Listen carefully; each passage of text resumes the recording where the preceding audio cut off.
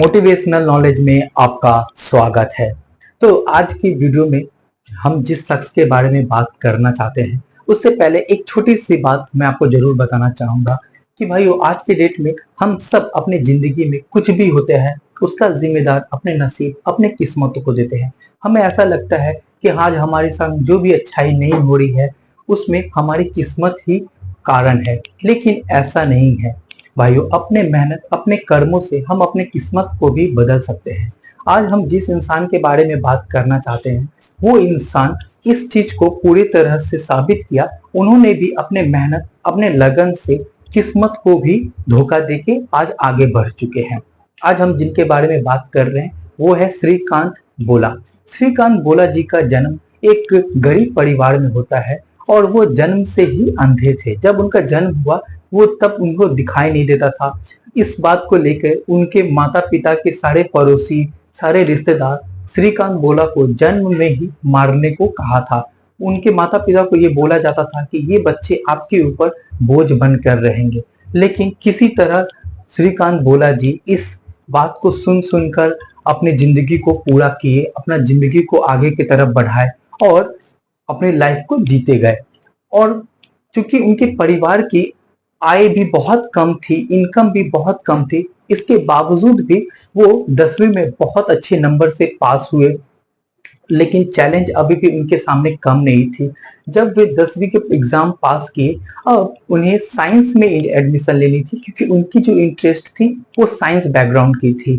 लेकिन उस समय हमारे देश की जितनी भी एजुकेशन सिस्टम है वो इसे अलाउड नहीं कर रही थी। हमारे एजुकेशन सिस्टम में क्योंकि वो जन्म से अंधे, उन्हें दिखाई नहीं दे रहा था, इस बात के लिए उनको इसकी इजाजत नहीं मिल रही थी।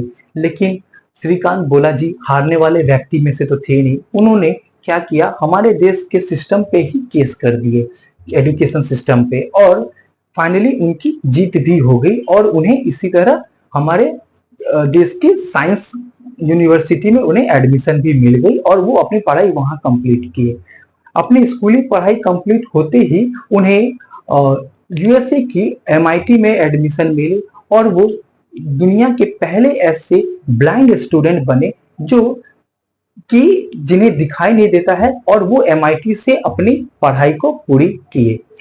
पढ़ाई अपनी कंप्लीट होने के बाद श्रीकांत बोला जी वापस इंडिया आते हैं और वो इंडिया आकर हैदराबाद में एक फूड पैकेजिंग की कंपनी बॉलेंट इंडस्ट्री के नाम से एक कंपनी की स्टार्टअप करते हैं और वो कंपनी आगे जाके धीरे धीरे ग्रो भी करती है। श्रीकांत बोला जी कहते हैं कि जब वो उस कंपनी की शुरुआत किए थे उस समय उनके पास सिर्फ 8 लोगों की टीम थी और अपने मेहनत और अपने लगन से वो उस कंपनी को आगे बढ़ाते गए और अपने मेहनत लगन से वो उस कंपनी को फर्श से लेकर अर्श तक पहुंचा दिए। जैसे जैसे कंपनी बढ़ती गई वो अपने आसपास के सारे हैंडीकैप जो बेरोजगार पर्सन है उन सबको उसमें उनको रोजगार दिया और वो एक टीम बनाकर उसे आगे की तरफ ले गए और आज वो कंपनी करोड़ों की टर्नओवर कर रही है। तो श्रीकांत बोला जी की इस कंट्रीब्यूशन, इस एफर्ट से हमें क्या सीख मिलती है कि देखिए हम जिंदगी में कितनी भी बुराई में हो, कितनी भी हमारी कमजोरियां हो, कितनी भी हमें मजबूर किए जा रहे हो, हमें बताया जा रहा हो कि तुम नहीं कर सकते, तुम्हारे में ये कमी है, लेकिन हमें इस चीज से कभी भी घबराना नहीं चाहिए।